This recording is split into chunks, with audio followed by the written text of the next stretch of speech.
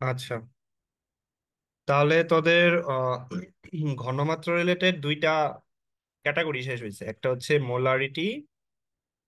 Molarity related আমরা প্রমাণ দ্রবণ, প্রাইমারি স্ট্যান্ডার্ড পদার্থ, সেকেন্ডারি স্ট্যান্ডার্ড পদার্থ, তাদের বৈশিষ্ট্য এবং মোলালিটি। মোলালিটির বেলায় মোল পার কেজি হচ্ছে একক। এই ক্ষেত্রে ভরের সাথে তাপমাত্রার কোনো সম্পর্ক নাই বিধায় মোলালিটি তাপমাত্রার উপর নির্ভরশীল নয়। আর পরবর্তীতে হচ্ছে কিভাবে মোলাল দ্রবণের ঘনমাত্রা বের করতে হয় সেটা আমরা দেখছিলাম। যে মোল সংখ্যাকে আমরা ভরে কনভার্ট করতে পারি। অ্যাকচুয়ালি দ্রাবকের ভর প্রশ্নে যদি দেওয়া না থাকে সেই ক্ষেত্রে দ্রবণের আয়তন থেকে কিভাবে আমরা দ্রাবকের ভর বের করতে পারি সেটা কিন্তু তাদের এই যে দেখানো আছে এইখানে, এই জায়গাটা কিন্তু দেখানো আছে। আচ্ছা, তাহলে তোরা আমাকে বলতো, যদি আমি মোলাল দ্রবণ বলি তাহলে ঘনমাত্রা কত হবে? মোলাল দ্রবণ, মোলাল দ্রবণকে এসএম দ্বারা প্রকাশ করা হয়, ঘনমাত্রা কত হবে?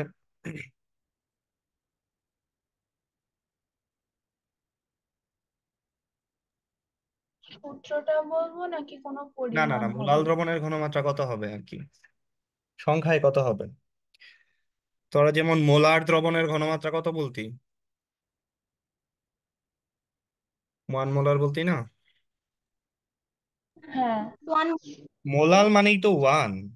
মোলাল, মোলার, এটা তো 1 হবে। ঠিক আছে, তাহলে এটা কি হবে? 1 মোল মোল পার পার কেজি। যদি এখানে সেমি মোলাল আনতি তাহলে কি হইতো? সেমি বললে 0.5। হ্যাঁ এইভাবে আসবে আর কি। যেহেতু মোলাল বলছিস তাহলে কি হবে? মোল পার কেজি হবে। এইভাবে ডেসি সেন্টি, ডেসি মোলাল বললে কত হইতো? 1/10 জিরো 0.1 মোল পার কেজি। আর যদি সেন্টিমোলার বলতি, সেন্টিমোলাল যদি বলতি, সেন্টিমোলাল, তাহলে কি হবে? 0.0 হ্যাঁ, একের পার 100, কেজি। এত মোল পার কেজি। তাহলে অ্যাকচুয়ালি এগুলো সব জায়গায় থাকতে পারে, মোলাল, মোলার। যদি হইতো তাও তো একই রেজাল্ট বের হইতো, শুধুমাত্র আমাদের কি ঘনমাত্রা অনুযায়ী একক চেঞ্জ হয়ে যায়। যেমন মোলার বললে আমরা মোল পার লিটার বুঝতেছি, কিন্তু মোলাল বললে কি আমরা মোল পার লিটার? এই যে এটা তো পড়ায়ও আসছিলাম গত ক্লাসে, এই যে মোলাল হলে 1 মোল পার কেজি, সেমি মোলাল হলে এত। ঠিক আছে, আজকে আমাদের নতুন টার্ম, এটা হচ্ছে নর্মালিটি। এটা আরেকটা ক্যাটাগরি, নর্মালিটি। তো নর্মালিটিকে আমাদের এন দ্বারা ডিনোট করা হয়। যেমন মোলারিটিকে আমরা এস দ্বারা ডিনোট করি, মোলালিটিকে আমরা এম দ্বারা ডিনোট করি, ছোট হাতের এম। আর নর্মালিটিকে আমরা এন দ্বারা ডিনোট করব। অ্যাকচুয়ালি নর্মালিটি কি?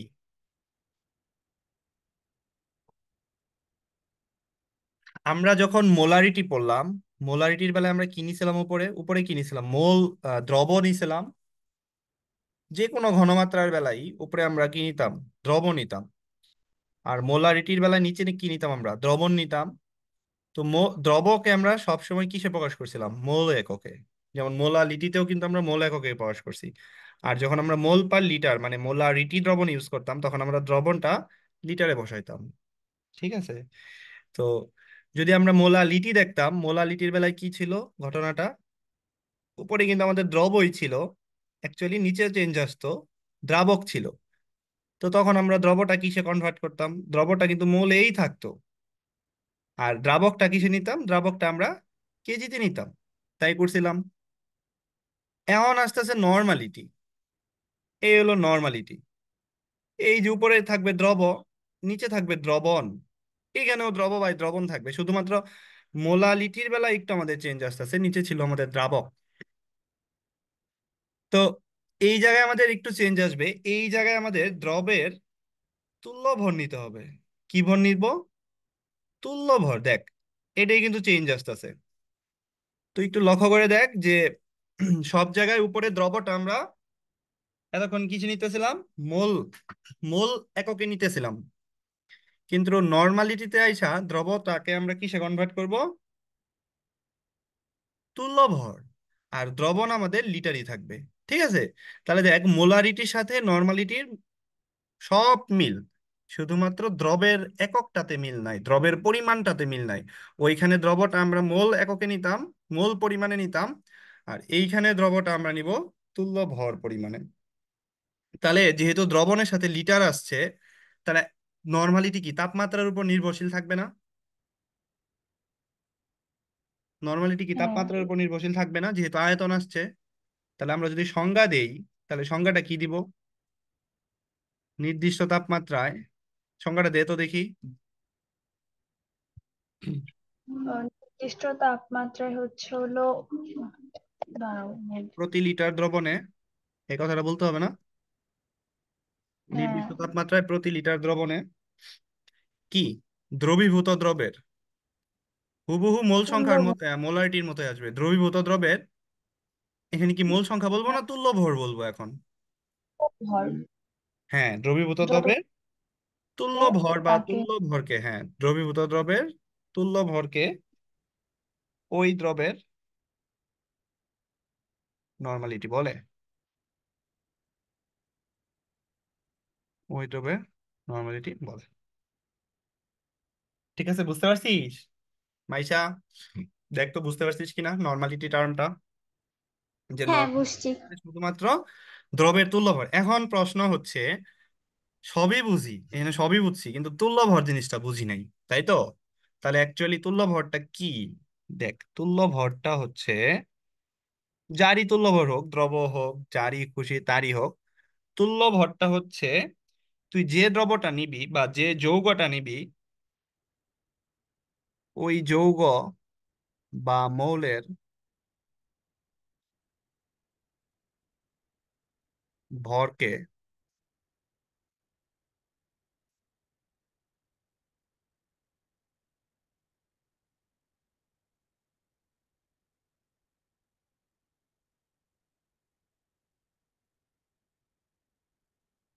মোল পরিমাণ ভরকে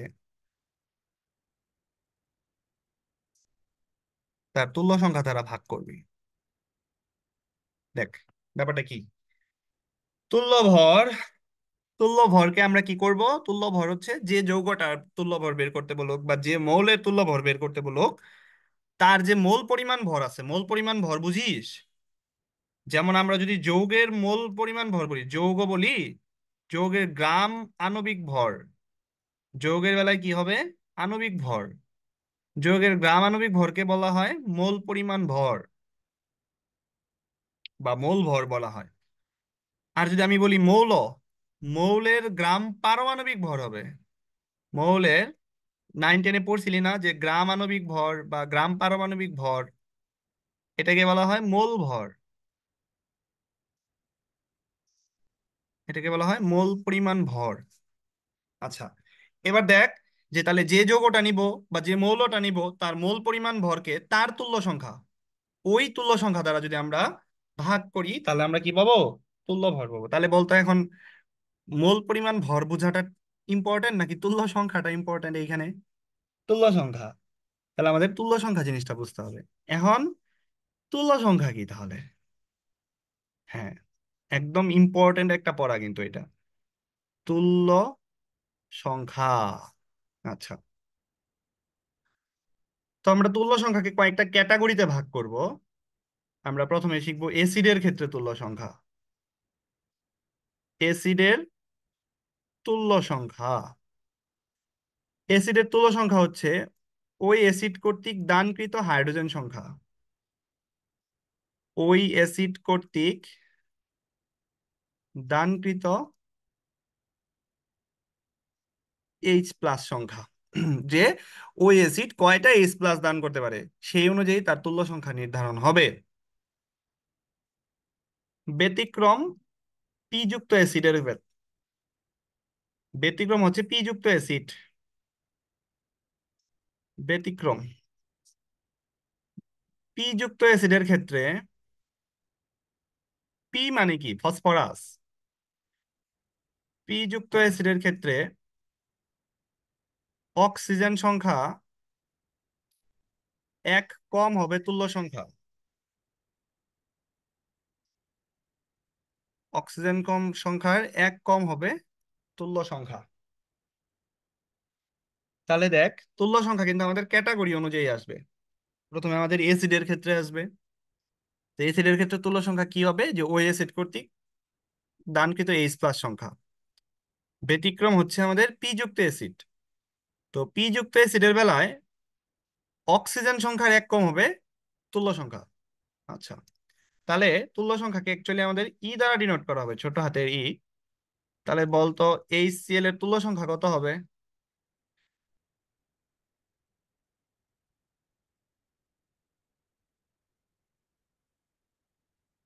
HCl এর তুল্য সংখ্যা কত হবে?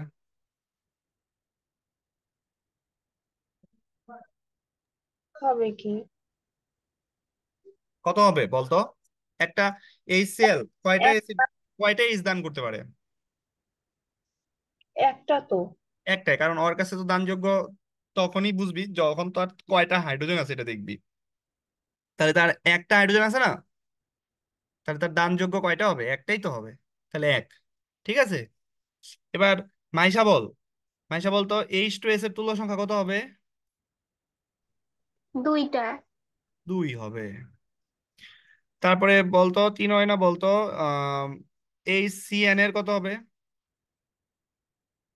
একটাই হবে। একটাই হবে। এটা সহজ। হ্যাঁ। আচ্ছা, এখন বলতো দিলে তুই H2C2O4 এর কয়টা হবে? দুইটা। দুইটা হবে। আর এটার নাম কি? এটার নাম হচ্ছে অক্সালিক অ্যাসিড। এটার নাম কি? এটার নাম হচ্ছে আমাদের অক্সালিক অ্যাসিড। উপরের নামগুলো জানিস তো? এটা হচ্ছে হাইড্রোজেন সায়ানাইড, আর শুরুরটা হচ্ছে হাইড্রোজেন সালফাইড, আর শুরুরটা হচ্ছে হাইড্রোক্লোরিক অ্যাসিড বা হাইড্রোজেন ক্লোরাইড। আচ্ছা, তাহলে বলতো H2SO4 এর কত হবে? H2SO4 অথবা H2CO3, এটা কত হবে বলতো? দুইটা। দুইটা হবে। HNO3 এটার কত হবে? একটা হবে। এক। একটা হবে। তো একটা আছে, একটাই হবে। আমি তো ব্যতিক্রমে যাই নাই, ব্যতিক্রমে গেছি এখনো? না। যায়নি। তার মানে ব্যতিক্রম ছাড়া তোরা যতগুলা হাইড্রোজেন আছে ততগুলাই শুধুমাত্র কি দিয়ে দিবি? তুল্য সংখ্যা হিসেবে দিয়ে দিবি। ঠিক আছে। কিন্তু একটু সমস্যা আছে জৈব যৌগের বেলায়, কিন্তু সেগুলো করা যাবে না। যেমন RC OOH এর তুল্য সংখ্যা কত? বা জৈব অ্যাসিড, জৈব অ্যাসিডের তুল্য সংখ্যা কত হবে? দুইটা। না, অ্যাকচুয়ালি জৈব অ্যাসিড একটাই এইচ প্লাস দান করবে। জৈব অ্যাসিড ও। তার সর্বশেষ এইচটাই কিন্তু সে দান করে, সর্বশেষ এইচটা। তাহলে তার তুল্য সংখ্যা কত হবে? ওয়ান হবে। এনে তুমি যে জৈব অ্যাসিডই তুই নেস, যেমন HC OOH, হ্যাঁ, অথবা CH3COOH, তুই যাই নেস না কেন, অ্যাকচুয়ালি জৈব অ্যাসিড কোন এইচটা দান করে বলতো? কোন এইচটা দান করে? শেষেরটা। শেষের এইচটা দান করতেছে। ঠিক আছে, তাহলে তার তুল্য সংখ্যা কত হবে? একই হবে। কিভাবে দেখ, আমরা যদি যে কোনো একটা জৈব অ্যাসিড স্ট্রাকচার দেখতাম, RC OOH, এই যে সে এই সর্বশেষ যে এইচটা আছে না, সেইটা দান করতেছে। তো এইখানে আমাদের আর গ্রুপের এইচ সংখ্যা দিয়ে কিন্তু আমাদের তুল্য সংখ্যা কাউন্ট করা যাবে না। যেমন দেখ, এই যে CH3, আর গ্রুপ বলতে আমরা কি বুঝতেছি? আর গ্রুপ বলতে বুঝতেছি আমরা এইচ কেও বুঝাই, হ্যাঁ, CH3 কে সি। বোঝাই, বা C2H5 ইত্যাদিকে বোঝাচ্ছি মানে। ঠিক আছে, বুঝতে পারছিস? তার মানে জৈব অ্যাসিডের বেলায় আমাদের তুল্য সংখ্যা কিন্তু সবসময় একই হবে। তাহলে আমাদের বাকি থাকে কি, ওই যে ব্যতিক্রমটা। তাহলে ব্যতিক্রমে যদি আসিস, তাহলে আমাকে বলতো যে H3PO4 এর তুল্য সংখ্যা কত হবে? দুইটা। কেমনে দুইটা হবে? একটা যে কমবে। কমবে কোনটা? কোন থেকে কমাইতে বলছি আমি? দেখো, ও, অক্সিজেনের ক্ষেত্রে নাকি? অক্সিজেন সংখ্যার এক কমাবে। তাহলে তুই অক্সিজেন সংখ্যা এখানে আছে চারটা, তাহলে এক কমাই দে তিনটা। হয়তোবা প্রথমটা হাইড্রোজেন তিন আছে দেখে বলবি যে হ্যাঁ এটা তো এইভাবেই বুঝলাম, কিন্তু এরপরে দেখ খেলাটা এখানে। এই মাইশা আমি বলতো খেয়াল দেখি করি। এর তুল্য সংখ্যা কত হবে? তিন বলে দিবি? না, H3PO2 এক। এই ক্ষেত্রেও কি তিন বলে দিবি? হাইড্রোজেন সংখ্যা দেখে কি বলে দিবি? না, দুই হবে এটা। হ্যাঁ, তাহলে দেখ যে H3PO4 এই ক্ষেত্রে আমাদের তুল্য সংখ্যা কত হচ্ছে? 3। কেন? কারণ এই যে দেখ অক্সিজেন সংখ্যা কম হচ্ছে, তুল্য সংখ্যা। তাহলে H3PO3 এই ক্ষেত্রে কত হবে? এই যে অক্সিজেন সংখ্যা আমাদের 3টা আছে, তাহলে একটা কমাই দে, এই যে 2। এইখানে এই যে 2টা আছে, একটা কমাই দে, তাহলে হচ্ছে 1। ঠিক ও, আছে, বুঝতে পারছিস? এলোমেলো। হ্যাঁ। তাহলে এই হচ্ছে আমাদের অ্যাসিডের তুল্য সংখ্যা। তাহলে আমি দেখি তো এখন তুল্য ভর বের করে একটু দেখি তো কেমন কেমন হয় তুল্য ভর। তাহলে আমাকে বলবি তোরা, হ্যাঁ? প্রশ্ন করতেছি আমি। বলতো সালফিউরিক অ্যাসিডের তুল্য ভর কত হবে? তাহলে এটা এমসিকিউতে কিন্তু আসে। সালফিউরিক অ্যাসিডের তুল্য ভর। তাহলে তুল্য ভর জানি কেমনে কাউন্ট করে? সালফিউরিক অ্যাসিড কি মৌল না যৌগ? অবশ্যই যৌগ। তো যৌগের বেলায় আণবিক ভর নিতে হবে। তাহলে উপরে হবে আণবিক ভর। তাহলে সালফিউরিক অ্যাসিডের আণবিক ভর কত? 98। আচ্ছা, ডিভাইডেড বাই তুল্য ভর, যেহেতু তার মানে কি তুল্য সংখ্যা দ্বারা ভাগ করতে হবে। সালফিউরিক অ্যাসিডের তুল্য সংখ্যা কত? দুই। সালফিউরিক অ্যাসিডের তুল্য সংখ্যা কি দুই। 2 না? তাহলে কি হবে? 49। হ্যাঁ, ঠিক আছে, বুঝতে পারছিস? 49ই রাখি। বুঝছি। তাহলে বলতো HCl এর তুল্য ভর কত হবে? এক। তুল্য ভর। ও, তুল্য ভর। সরি। দশমিক তুল্য ভর কত হবে? 36.। তাহলে হাইড্রোক্লোরিক হ্যাঁ। অ্যাসিডের আণবিক ভর কত? হাইড্রোজেনের 1 আর ক্লোরিনের হচ্ছে 35.5। তাহলে এই যে 36.5 ডিভাইডেড বাই কি 1, কারণ এই সেলের তুল্য সংখ্যা তো 1, তার মানে এটা কি হবে? 36.5। ঠিক আছে, বুঝতে পারছিস? পারা যাবে?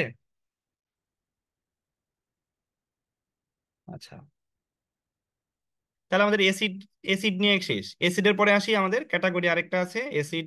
আমরা তুল্য সংখ্যা শুধু এখন এসিডে শিখলাম, এখন আসি ক্ষারের বেলায় তুল্য সংখ্যা কেমন নির্ণয় হবে। তাহলে 2 হচ্ছে ক্ষারের ক্ষেত্রে তুল্য সংখ্যা। তাহলে ক্ষারের তুল্য সংখ্যা, একটা জিনিস মনে রাখবি যে প্রত্যেকটা ক্ষার হচ্ছে ক্যাটায়ন দিয়ে তৈরি। প্রত্যেকটা ক্ষারের ভেতরে কি আছে? ক্যাটায়ন আছে। তাহলে শুধুমাত্র আমরা ওই ক্যাটায়নের মোট চার্জ সংখ্যা কাউন্ট করব। তাহলে ক্ষারের তুল্য সংখ্যা ওই ক্যাটায়নে, মানে যে ক্যাটায়নটা দিয়ে আমাদের ক্ষারটা তৈরি, ওই ক্যাটায়নের মোট চার্জ, মানে ওই যোগে ওই ক্যাটায়নের মোট চার্জ কত, সেটা যদি তুই বের করতে পারিস, তাহলে সেটা হবে তোর ক্ষারের তুল্য সংখ্যা। যেমন আমি যদি বলি ক্যালসিয়াম অক্সাইড, ক্যালসিয়াম অক্সাইডের তুল্য সংখ্যা কত হবে? ক্যালসিয়াম অক্সাইড কি একটা ক্ষার? ক্যালসিয়াম অক্সাইডের তুল্য সংখ্যা কত হবে তাহলে? তাহলে এইখানে আমাদের ক্যাটায়ন আছে কোনটা? Calcium cation. তাহলে এখানে ক্যাটায়নের চার্জ কত আছে? +2 চার্জ আছে। তাহলে তুল্য সংখ্যা হবে 2। আমি যদি বলি ক্যালসিয়াম হাইড্রোক্সাইডের তুল্য সংখ্যা কত, তাহলে কত হবে? এটাও কি 2ই হবে না? কারণ ক্যালসিয়াম এখানে +2 চার্জ আছে। তাহলে বলতো অ্যালুমিনিয়াম অক্সাইডের তুল্য সংখ্যা কত হবে? দেখি তো, বলতো। থ্রি হবে না? হ্যাঁ, 3। 3 হবে? মোট প্লাস। চার্জ থ্রি হবে।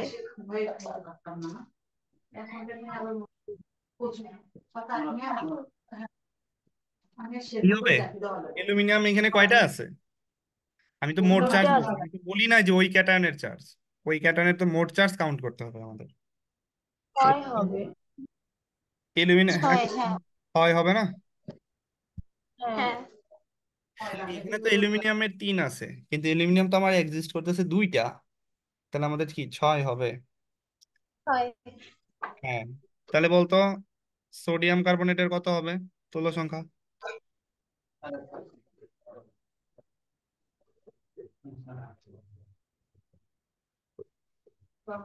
তিন হবে। সোডিয়ামের, সোডিয়ামের চার্জ 2 কত? হবে। সোডিয়ামের চার্জ তো 1। তাহলে 2টা সোডিয়াম মিলে 2 হলো না? দুইটা। আচ্ছা, তাহলে বল অ্যামোনিয়াম হাইড্রোক্সাইডের কত হবে?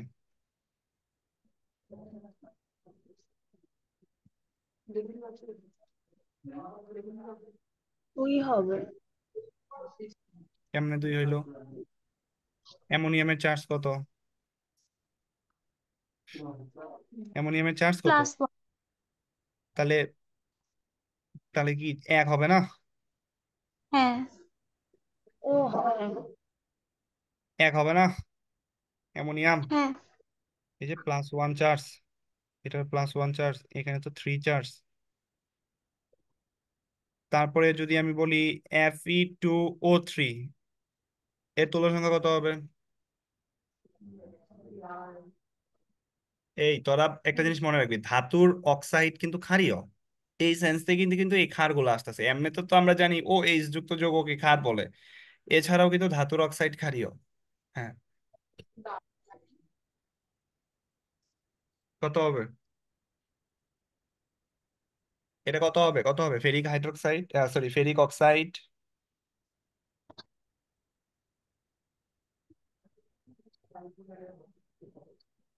আয়রনের জারণ মান, আয়রনের চার্জ কত? 2 নিব না 3 নিব? এখানে তো 3 হবে, Fe2O3 না? আমরা তো জানি যে যোজনী একজনের থেকে আরেকজনের কাছে যায়, যোজনী ইন্টারচেঞ্জ হয় না? তাহলে আয়রনের যোজনী কত? আয়রনের যোজনী এই যে 3 না? হ্যাঁ। তাহলে চার চার্জ কত আছে? 3 আছে না? আয়রন আমার আছে কয়টা এখানে? মানে দুইটা না? তাহলে দুইটা মিলে কয়টা হবে? 2টা। 6টা। বুঝতে পারতেছো? তো শেষেরটা কত হবে? Ferric hydroxide.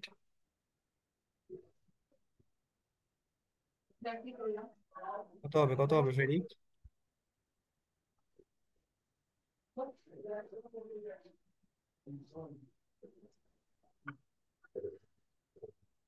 তোরা শুধু ক্যাটায়নটা বের কর না। আয়রনের এখানে জারণ মান কত আছে? 3 আছে না? তাহলে চার্জ তো তার 3 হবে, তাহলে এখানে 3 হবে না? তোরা কি বুঝিস নাই এই বিষয়টা? বুঝছি। চেনা না, বুঝিস নাই? বুঝছি। তাহলে তো জারণ মানগুলো আর কি জারণ মান ভুলে গেলে হবে? আমাদের জারণ মান তো নাইন নাইন টেনের, এটা 9-10-এর একটা যোজনী চ্যাপ্টারের ভিতরে যোগমূলক কয়েকটা ছিল, ওই কয়েকটা মনে রাখ, সবচেয়ে বেশি ব্যবহার হয় ওগুলা। আর ক্যাটায়ন গুলার জারণ মান তো তার যোজনী দিয়েই বের করা যায়। একটা জিনিস মনে রাখবি যে তুই যদি জারণ মান বের করতে চাস, মানে চার্জ আর জারণ মান একই কথা। তো এই ক্ষেত্রে আমি একটু বলে দেই। এই ক্ষেত্রে হচ্ছে তোর ধাতুর জারণ মান, ধাতুর জারণ মান মানেই তো চার্জ, ঠিক না? ধাতুর জারণ মান হবে ওই ধাতুর যোজনী। এখন যোজনী তো যৌগ থেকেও দেখা যায় বা এমনিও তুই জানতে পারস, ওই ধাতুর যোজনী। যেহেতু ধাতু বলছিস, জারণ মানটাকে প্লাস চিন্তা করবি। আর যদি তুই অধাতুর জারণ মান চিন্তা করস, অধাতুর জারণ মান মানেই তো তার চার্জ, অধাতুর জারণ মান মানেই তো তার কি, চার্জ, ওই একই কথা। ওই অধাতুর যোজনী, এ বেলায় কি হবে? মাইনাস হবে। বুঝতে পারছস? তাহলে আমি যদি তোদেরকে বলি যে, এখন যদি বলি যে ক্যালসিয়ামের জারণ মান কত, ক্যালসিয়ামের জারণ মান কত হবে? 2+। 2+ হবে, কারণ ক্যালসিয়ামের যোজনী কত? 2, যেহেতু এটা একটা ধাতু তার জন্য +2। মাইশা বলতো ক্লোরিনের জারণ মান কত হবে? ক্লোরিনের -1। এখন অ্যাকচুয়ালি অধাতুর জারণ মান মাইনাসও হয় আবার প্লাসও হয়, +1ও আছে, আবার +5ও আছে, +7ও আছে। কিন্তু তুই স্বাভাবিক অবস্থায়, হ্যাঁ, এক সেন্সে যদি আমরা বলি যে আপাতত আপাত দৃষ্টিতে আমরা -1টাকে আগে বলি, কিন্তু না, আমাদের জারণ মান এই অধাতুর বেলায় প্লাস মাইনাস দুইটাই হয়। বুঝতে পারছিস? এটা মনে হয় পর্যায়বৃত্ত ধর্মতে ছিল, যে হচ্ছিল +3 +5 এরকম। হ্যাঁ, হ্যাঁ, হ্যাঁ, +3 +5 +7 অধাতুর, মানে ওইটা হ্যালোজেনের বেলায় দেখা হচ্ছে আসলে। যে কোনো অধাতুর জারণ মান প্লাস মাইনাস দুইটাই হতে পারে। ঠিক আছে, বুঝতে পারছি, তবে যোজনী অনুযায়ী যদি বলিস তাহলে মাইনাস।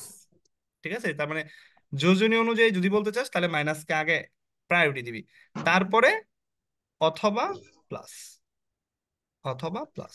ঠিক আছে, আগে আমরা যোজনী অনুযায়ী যদি বলি তাহলে যোজনী অনুযায়ী আমাদের চালন মান গুলা ধাতুর বেলায় প্লাস, অধাতুর বেলায় মাইনাস। ঠিক আছে, বুঝতে পারছিস? আচ্ছা, আমরা তাহলে ক্ষার নিয়ে কোনো সমস্যা আছে? ক্ষারের তুল্য সংখ্যা নিয়ে না। পারা যাবে তো নাকি? আচ্ছা, যদি পারিস হ্যাঁ। তাহলে তো এটা হ্যাঁ, তার একটু প্র্যাকটিস করবি তাহলেই হবে, যে যেগুলো লিখে দিলাম এগুলো প্র্যাকটিস করলেই হবে। এখন আয় লবণের তুল্য সংখ্যা। আচ্ছা, তাহলে ক্ষারের একটা তুল্য ভর বের করি তো, চল তো দেখি। হুম, বের কর, ক্যালসিয়াম কার্বনেটের তুল্য ভর কত?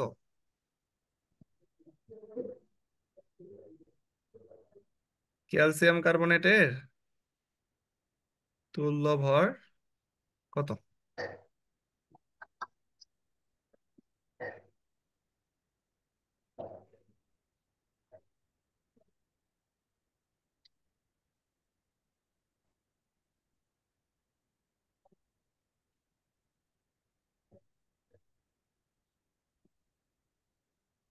50 না?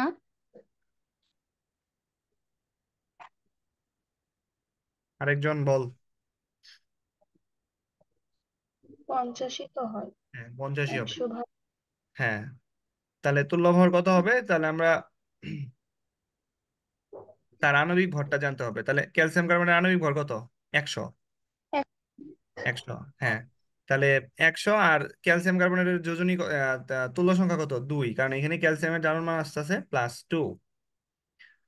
আচ্ছা, তাহলে 100কে 2 দ্বারা কাটাকাটি করলে আসলো 50। ওকে, এবার আয় হচ্ছে লবণের তুল্য সংখ্যা। তাহলে 2টা গেল, 3 নম্বরে আয় লবণের তুল্য সংখ্যা।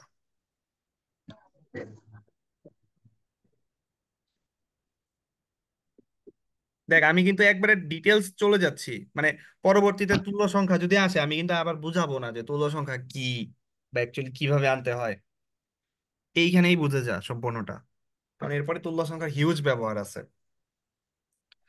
লবণের তুল্য সংখ্যা হচ্ছে, লবণটাও একই জিনিস, ধাতুর মতোই, ক্ষারের মতোই। এখানে হচ্ছে ক্যাটায়নের মোট চার্জ, ক্যাটায়নের মোট চার্জ।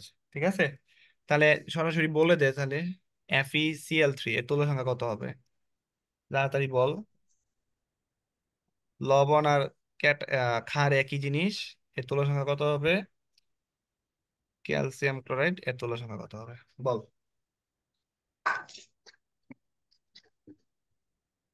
প্রথমটা হবে +3।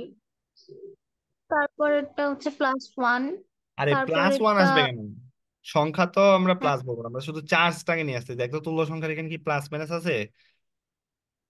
না, হ্যাঁ। ও, না। তাহলে প্রথমটা 3, পরেরটা 1, তারপর পরেরটা 2, এইটা বলতে আরেকটা হবে। 2। প্লাস মাইনাস কেন বলতেছিস? বুঝতে পারছস? হ্যাঁ। হুম। ওকে, ভালো। তাহলে লবণ আর হচ্ছে ক্ষার, এই দুইটা হচ্ছে সেম সেম। আচ্ছা, এবার আয় হচ্ছে মৌলের মৌলের বেলায় তুল্য সংখ্যা। কোন মৌলের তুল্য সংখ্যা কি হবে? কোন মৌলের তুল্য সংখ্যা ওই মৌলের যোজনী, ওই মৌলের কি হবে? যোজনী। তাহলে বল, সোডিয়ামের তুল্য সংখ্যা কত? 1, 1। ক্যালসিয়ামের তুল্য সংখ্যা কত? 2, 2। নাইট্রোজেনের তুল্য সংখ্যা কত?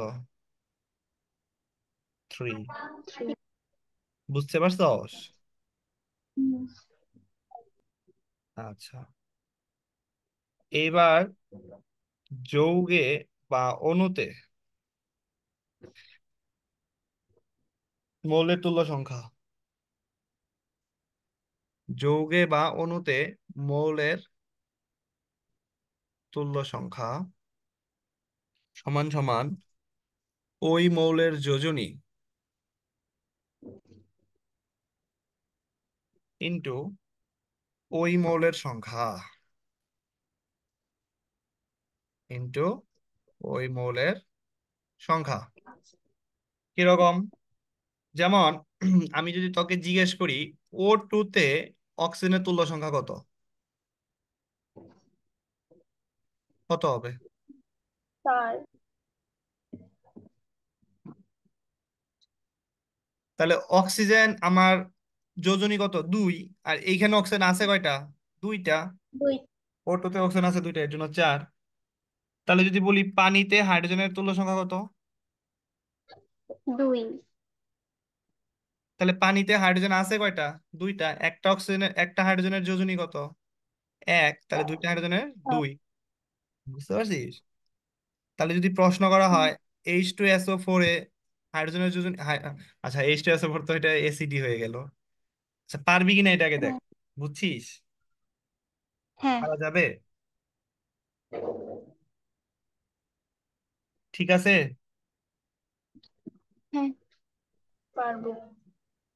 আচ্ছা আচ্ছা, তাহলে বলতো দেখি তোরা অক্সিজেনের তুল্য ভর কত?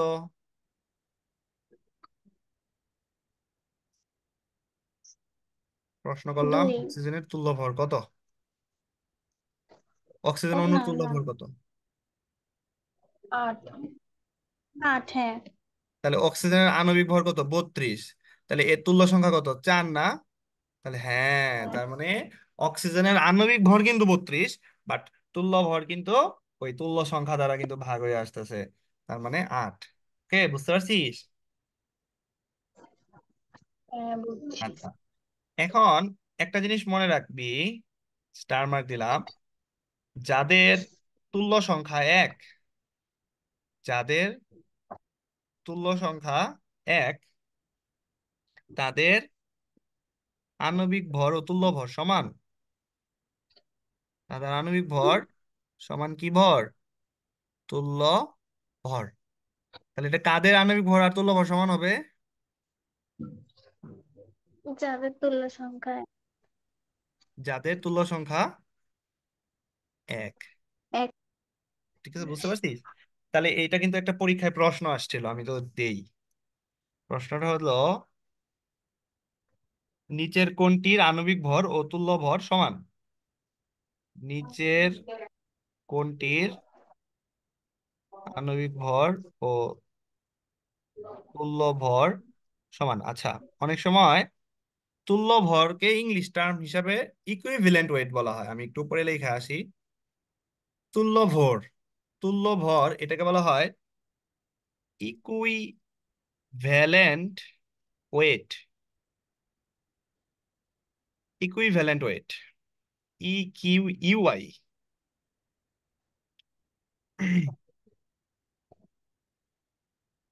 ইকুইভ্যালেন্ট ওয়েট, তুল্য ভর।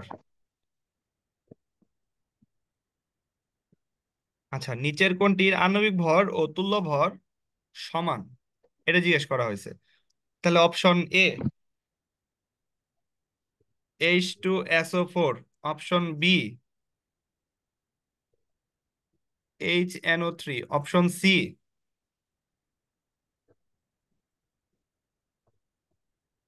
H3PO4, option D HCl। একটু অপশনটা বের করতে দেখি তোরা।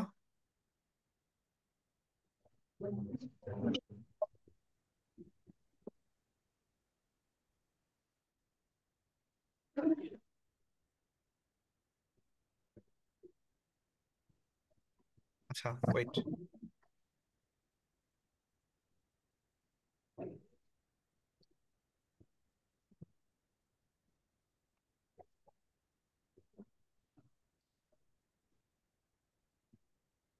হুম, অপশনটা বের কর। 4 হবে। মাইশা কোনটা বলস? HCl। HCl। কারণ দেখ, এটার তুল্য সংখ্যা কিন্তু 2 আসতেছে, এটার তুল্য সংখ্যাও কিন্তু 2 আসতেছে, এটার তুল্য সংখ্যা কত আসতেছে? 3 আসতেছে, বাট এটার তুল্য সংখ্যা একমাত্র কি আসতেছে? 1 আসতেছে। তার মানে এই ধরনের প্রশ্ন যদি কখনো করে, শুধুমাত্র আমরা কি চেক করব? চেক করব যে ওই যৌগের তুল্য সংখ্যা 1 কি না। যদি ওই যৌগের তুল্য সংখ্যা 1 থাকে, তাহলে তার ভর, আণবিক ভর আর তুল্য ভর সমান হয়ে যাবে, কারণ ভরকে তো আণবিক 1 দ্বারা ভাগ করলে ওইটাই হবে। আচ্ছা, এ পর্যন্ত কোনো প্রবলেম? এ পর্যন্ত কোনো প্রবলেম আছে? না। তাহলে সর্বশেষ না। হচ্ছে জারক বিজারকের তুল্য সংখ্যা। এটা হচ্ছে আমাদের যখন আবার জারণ বিজারণ পড়বো তখন আবার লাগবে। এইখানে আপাতত একটু বলে দেই জারক বিজারকের তুল্য সংখ্যা। আমাদের সময় আছে 1 মিনিট, দেখি হয় কিনা। উম নাকি এটা পরেই বলবো? এটা পরেই বলি, হ্যাঁ, যখন আমরা জারক বিজারক পড়বো তখনই পড়াবো নি। এখানে তাহলে আপাতত স্কিপ করি, এখন যেহেতু এটা লাগতেছে না, এটা স্কিপ করি। বাট আমরা তো নিয়মটা তো জেনে রাখলাম, ঠিক আছে? নিয়ম জানিয়ে রাখলাম বলতে ওই যে মানে কিছুটা তো বুঝলাম যে জারক বিজারকের নিয়ম আলাদা, তার মানে এখানে আমরা তাহলে কি কি তুল্য সংখ্যা পড়লাম? আমরা যদি একটু দেখাই যে আমরা তুল্য সংখ্যা পড়ছি এসিডের বেলায় একটু ব্যতিক্রম আছে, পি যুক্ত অ্যাসিড মানে ফসফরাস যুক্ত অ্যাসিড। আমরা পড়ছি ক্ষারের তুল্য সংখ্যা, আমরা পড়ছি লবণের তুল্য সংখ্যা। ওই ক্ষার আর লবণের তুল্য সংখ্যা কিন্তু সেম সেম, মানে ওইখানে ক্যাটায়নের মোট চার্জ, এইখানেও ক্যাটায়নের মোট চার্জ। তারপরে আমরা পড়ছি কি মৌলের তুল্য সংখ্যা, তার মৌলের তুল্য সংখ্যা কিন্তু তার যোজনী, ধাতু হোক অধাতু হোক তার যোজনী সমান হবে। কিন্তু যৌগে অণুতে মৌলের তুল্য সংখ্যা কিন্তু ওই মৌলের সংখ্যা দ্বারা কিন্তু গুণ করে দিতে হবে আবার। ঠিক আছে, যেমন অক্সিজেন O2, O2 তুল্য সংখ্যা কিন্তু এখানে অক্সিজেনের যোজনীর সাথে কিন্তু ওই O2 কিন্তু গুণ করে দিতে হয়েছে আর কি। ঠিক আছে, আর আরেকটা জিনিস মনে রাখতে বলছি যে যাদের তুল্য সংখ্যা এক তাদের আণবিক ভর আর তুল্য ভর সমান হয়ে যাবে। ঠিক আছে, এ পর্যন্ত কোনো প্রশ্ন থাকলে বল, তারপরে আমরা তাহলে যে নতুন করে সেশন শুরু করবো আর কি। এরপরে আমাদের 1 মিনিট সময় আছে। নাই প্রবলেম, ক্লিয়ার হয়েছে।